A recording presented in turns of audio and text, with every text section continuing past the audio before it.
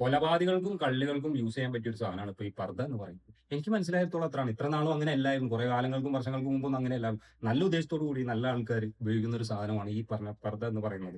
അതെന്റെ കുടുംബത്തിലാണെങ്കിലും നമ്മുടെ കുടുംബത്തിലാണെങ്കിലും പല ആൾക്കാർ യൂസ് ചെയ്യുന്നുണ്ടോ, നമ്മൾ കാണുന്നുണ്ടാവും, കണ്ണിന് നേരെ കാണുന്നുണ്ടോ. അവരൊക്കെ അത് യൂസ് ചെയ്യുന്നത് വേറെ ഒന്നും ഉദ്ദേശിച്ചിട്ടല്ല അവർ യൂസ് ചെയ്യുന്നത്. ഇന്ന് എന്തെങ്കിലും തെറ്റ് ചെയ്താലോ അതിൽ പിടിക്കപ്പെട്ടാലോ അപ്പൊ തന്നെ ഇതെടുത്താണ്ട് ഇടും. മുഖത്തൊരു മാസ്കും വെച്ചാൽ അല്ലെങ്കിൽ മുഖത്ത് മുഖം കെട്ടിയിട്ട് ഇത് ഇട്ടുകൊണ്ട് പോകും. അതെന്താ പ്രതികൾക്ക് തന്നെ സെപ്പറേറ്റ് ആയിട്ട് ഗവൺമെന്റ് നിശ്ചയിച്ച ഒരു സാധനമാണ്. അല്ലെങ്കിൽ പ്രതികളായവർ ഇടണമെന്നുള്ള നിർബന്ധമുള്ള ഒരു സാധനം. ഏത് കോലത്തിലാണ് നിങ്ങൾ പ്രതികളാകാൻ കാരണം, അല്ലെങ്കിൽ ഏത് കോലത്തിലാണ് നിങ്ങൾ നടക്കുന്നത്, ആ കോലത്തിന് പോടെ. അതല്ല നിങ്ങൾ എന്തായാലും ഇപ്പൊ ബസ്സിലാണെങ്കിലും ഇപ്പൊ ഈ പെണ്ണുമ്പോൾ ഞാനിപ്പോ പ്രത്യേകം ശ്രദ്ധിച്ച ഒരു കാര്യം, ഈ ഷിംജിത എന്ന് പറയുന്ന ഈ സാധനം ഈ മുതലിന് ബസ്സിൽ വെച്ചിട്ട് ഫേസും കാണിച്ചു അതിന്റെ അത്യാവശ്യം നല്ല മേക്കപ്പ് ഒക്കെ ചെയ്ത് ഫിൽറ്ററൊക്കെ ഇട്ട് വീഡിയോ എടുത്ത ആള് പെട്ടെന്ന് പ്രതിയായി ഇപ്പൊ ഈ പർദ്ദയൊക്കെ എടുത്തിട്ട്. എനിക്ക് മനസ്സിലാവാത്ത കാര്യം മുഖം മറിക്കാൻ വേണ്ടി ആരുടെ മുന്നിൽ, ഈ കേരളത്തിൽ നിന്നല്ല, കേരള പുറത്താണെങ്കിൽ സമൂഹം മൊത്തം നിങ്ങളുടെ മുഖം കണ്ടാണ് നിങ്ങളുടെ സ്വഭാവം മനസ്സിലാക്കുക. പിന്നെ എന്തിനാണ് ഈ സാധനം ഇട്ട് അതിന്റെ മഹത്വം കളയണം? ആ ഒരു പർദ്ദയുടെ മഹത്വം കളയണം. ഇന്ന് ഇതിടാ അല്ലെങ്കിൽ ഇതിട്ട പെണ്ണുങ്ങളെ കാണുമ്പോൾ സത്യം പറഞ്ഞു കഴിഞ്ഞാൽ നിങ്ങൾ ഓർമ്മ വരുന്ന ഒരു അവസ്ഥയിലേക്ക്, വലിയ കൊലപാതകളെ കള്ളികളുടെ ഓർമ്മ വരുന്ന ഒരു അവസ്ഥയിലേക്ക് പോകും. മുതലെടുക്കുന്ന ചില ഉണ്ണികളുണ്ട് കേട്ടോ.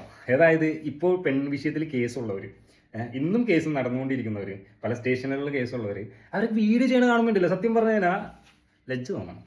വേണ്ടായിരുന്നു, നമ്മൾ പോലും ഇതിനെതിരെ പ്രതികരിക്കേണ്ടായിരുന്നു എന്ന് പറയും. ദീപകിന്റെ ഇഷ്യൂസിൽ പ്രതികരിക്കേണ്ടായിരുന്നു എന്ന് തോന്നാം. അവനൊക്കെ ഉണ്ണിയായിട്ട് അവനും ഈ പെൺവിഷയത്തിൽ തോണ്ടലും മാന്തലും ചീരലൊക്കെ കഴിഞ്ഞിട്ടാണ് അവൻ അകത്തും കിടന്നതും അതുപോലെ തന്നെ ജാമ്യത്തിൽ വന്നത്. ഇന്ന് ഞെളിഞ്ഞ് കിടക്കുന്നവൻ അതിപ്പോ മാനസാന്തരം വന്നിട്ട് മാറിപ്പോയിട്ട് പറയുന്നതാണെന്ന് വെച്ചാൽ അതുമല്ല.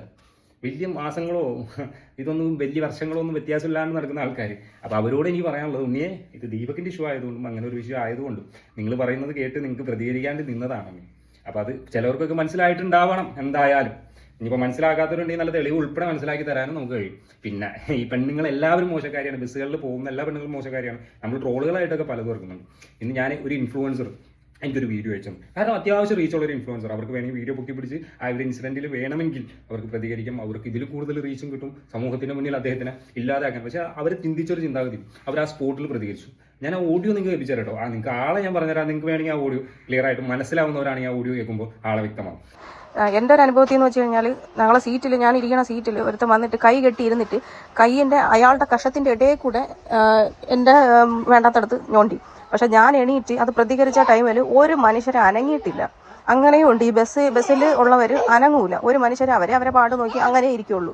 ഇത് ഇയാൾ തോണ്ടിയിട്ട് ഞാൻ ഇങ്ങനെ പറയണം. എന്നിട്ട് ഞാൻ കരഞ്ഞിട്ടാണ് ആ ബസ്സിൽ നിന്ന് ഇറങ്ങി പോണത്. കാരണം വേറെ ഒരാൾ പ്രതികരിക്കുന്നുമില്ല, ഒന്നുമില്ല. ഇയാൾ പെട്ടെന്ന് ചാടി എണീറ്റ് പോവുകയും ചെയ്തു. അതായത് ഇത് ഞാൻ പ്രതികരിച്ചപ്പം ഇയാൾ ചാടി എണീറ്റ് പോവുകയും ചെയ്തു. ഒരു മനുഷ്യർ അതിന് വേണ്ടിയിട്ട് സംസാരിക്കുക ഒന്നും ചെയ്തിട്ടില്ല. അങ്ങനെയും ഓരോ കാര്യങ്ങൾ നടക്കണുണ്ട് ഇവിടെ.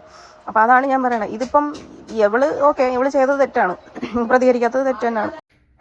അത്രയും അവർ ഇൻസിഡന്റ് ഉണ്ടായിരുന്നിട്ട് അവരാളെ കയറി പിടിച്ചു. അതായത് ഈ ആളെ അവർ കയറി പിടിച്ച് അവർ ചോദ്യം ചെയ്തു, സ്പോട്ടിൽ ചോദ്യം ചെയ്തു. പക്ഷേ അവർക്കുണ്ടായിരുന്ന മെന്റാലിറ്റി എന്ന് പറഞ്ഞാൽ അദ്ദേഹം ചെയ്തതിനോടല്ല. നമ്മൾ ഈ കിടന്ന് സമൂഹത്തിൽ ഇങ്ങനെ ഒരു ഇൻസിഡന്റ് വരുമ്പോൾ നമ്മളെല്ലാവരും സപ്പോർട്ട് ചെയ്യുന്ന നമ്മളത് കാണുന്നില്ല. പക്ഷെ ആ സ്പോട്ടിൽ ആ ബസ്സിൽ പെണ്ണുങ്ങളുണ്ടായിരുന്നു, ആണുങ്ങളുണ്ടായിരുന്നു, അതുപോലെ ജീവനക്കാരുണ്ടായിരുന്നു, ബസ് ജീവനക്കാരുണ്ടായിരുന്നു, എല്ലാവരും ഉണ്ടായിരുന്നു. ആ സ്പോട്ടിൽ ആരും തന്നെ മിണ്ടിയിലാണ്.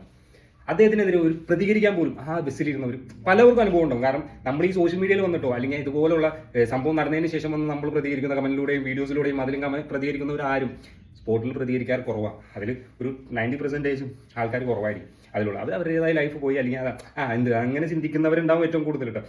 ഇന്ന് ആ ഇൻസിഡന്റിൽ ആ ഒരു വ്യക്തി എന്നോട് പറഞ്ഞാണ്, സത്യം ഞാൻ അവിടെ നിന്ന് കരഞ്ഞിറങ്ങിപ്പോയി. ആളെ ഇറങ്ങിപ്പോയി. ആളെ പിടിക്കാനോ അല്ലെങ്കിൽ ഒരു പെണ്ണിനെ ഒരാൾ കയറി പിടിച്ച് നിർത്തുന്നതിലൊരു പരിധിയുണ്ട്, പുറകെ ഓടുന്നതിലൊരു പരിധിയുണ്ട്. അവർ കേസും കാര്യങ്ങൾക്കും പോയി. ഗുണമൊന്നും ഉണ്ടായില്ല, സത്യം പറഞ്ഞാൽ ഗുണമൊന്നും ഉണ്ടായില്ല. പിന്നെ അവർ പ്രതികരിച്ചു, അവിടെ സ്പോട്ടിൽ അവർ കരഞ്ഞു, പ്രതികരിച്ചു, ഒച്ച ഉണ്ടാക്കി. ബസ്സിൽ ഒരു ജീവനക്കാർ ഒരു മനുഷ്യൻ പോലും അവർക്കെതിരെ സപ്പോർട്ട് ചെയ്ത് സംസാരിച്ചില്ലാന്ന്, അവർക്കെതിരെ മിണ്ടിയില്ലാന്ന് പറയണം. സ്പോട്ടിൽ അത്രയും കരഞ്ഞ്. കാരണം ചില ആൾക്കാർ അങ്ങനെയാണ്, നമ്മൾ പ്രശ്നം കഴിഞ്ഞതിന് ശേഷമാണ് പ്രതികരിക്കുള്ളൂ. അപ്പോൾ ദീപകിന്റെ ഇഷ്യൂ പോലും ആ പ്രശ്നം കഴിഞ്ഞതിന് ശേഷമാണ് ഇത്രയും വിഷയമായിട്ട് മാറിയത് അല്ലേ. അപ്പം എല്ലാവർക്കും ഇത് ഉണ്ടായ ഇൻസിഡന്റ് ആണ്. നമ്മളെല്ലാവരും അടിച്ചാക്ഷേപിക്കരുത്. കുറേ കുടകളായ ആൾക്കാരൊക്കെ ഉണ്ട്, ഇന്ന് മഞ്ഞന്മാരായിട്ട് വീഡിയോ ചെയ്യുന്നവരും ഉണ്ട്. ഇതുപോലെ പെൺ വിഷയത്തിൽ കേസായവരും ജയിലിൽ കിടന്നവർ കുറേ മാന്യന്മാരുണ്ട്. ഇത് പൊട്ടിക്കണോ? അവരൊക്കെ വീഡിയോ ചെയ്താൽ ദീപകിന്റെ ഇഷ്യൂ ആയതുകൊണ്ട് നമ്മൾ അതിനകത്ത് പ്രതികരിച്ചില്ല. അത്രേ ഉള്ളൂ.